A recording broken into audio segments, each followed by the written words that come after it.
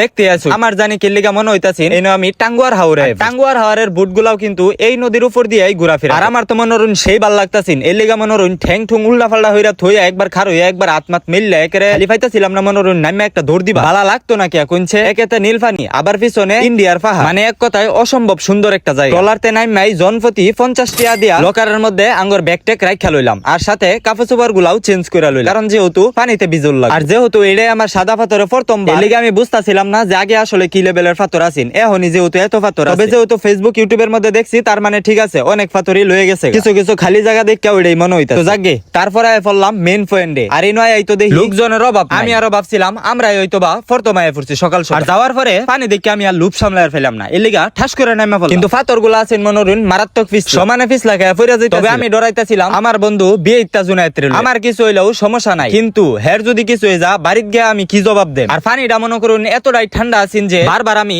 আশের বাচ্চার মতো গেচত করে বয়ে পড়তেছি আর এই পানিটা কি লেগে এত ঠান্ডা আমি বুঝতাছিলাম না পানিটা কি নিচে থেকে উঠতাছে নাকি পাহাড় থেকে নামতাছে আমি কিছুই বুঝতাছিলাম যদি আপনারা কেউ এই বিষয়টা জানুন তাহলে একটু কমেন্ট করে জানান আর দেখুন কইতে কইতে বিয়ে ইত্তা জুনায়েত একটা দুঃখ পায় বই আর আপনারাও যারা এনো আইবেন তারা একটু সাবধানে থাকুন কারণ কিছু কিছু পাথর অনেক পিছলা কিছু কিছু না প্রায় সব পাথরই অনেক পিছলা কারণ সবগুলাই তো ধরুন পানির নিচে থাকে যার কারণে পাথরের ফে শেওলা ফইরা পাথরগুলা পিছলা আর আমি জানি এই জায়গা যেই যাইবো হেই ফুডু ফলাফানের মতো আচরণ করা শুরু করব কারণ এত সুন্দর ভিউ তার লগে আবার এত ঠান্ডা পানি আবার এত সুন্দর সুন্দর পাথর তার উপর আবার পিছনে ইন্ডিয়ার পাহাড় যে পাহাড়গুলারে দেখলে মনে হয় মেঘের সাথে বাড়ি খাইতে যাই হোক তারপরে আমি একটু গেছিলাম যে পানির স্রোতটা কিরকম একটু দেখি তারপরে ওই এক ভাই আমার সাবধান করতেছে যে ভিতরে না যাই পাথরের সাথে বাজলে নাকি হাত পাও ভাঙ্গা যাইতে পারে এলিগা মনে হয় আমি সাইডেতে একটু খালি বইছিলাম আর বইতেই তো দেখি আমি আর নিজের উপরে কন্ট্রোল রাখার পাইতাছি না পরে অনেক কষ্টে নিচে মনে হয় পাথরের মধ্যে হাত দিয়ে আটকেয়া তারপরে আবার আমার পাথরগুলো আবার অনেক সুন্দর লাগতাছে এলিগা দেখতাছিলাম যে ভালো কোনো পাথর মাত্র পাই না তো এটা লেগে ছোট ফুলানের মতো পাথর খোঁজাখুঁজি শুরু করে দিই ভালো কোনো পাথর পাইছি না দেখে এই দুঃখ লয়ে মনে হয় পুরো 2 ঘন্টা মনে হয় আশের বাচ্চার মতো এনে ডুব পারলাম আর একটু যদি এনে থাকি তাহলে দেখা যাবো ট্রলার থয়ে আম করে যাবো গা তারপরে আবার হাতরে হাতরে যাবো আর এদিকে আমার বিয়ে ইত্তা বন্ধু হের বউয়ের লেগে কিছু কসমেটিক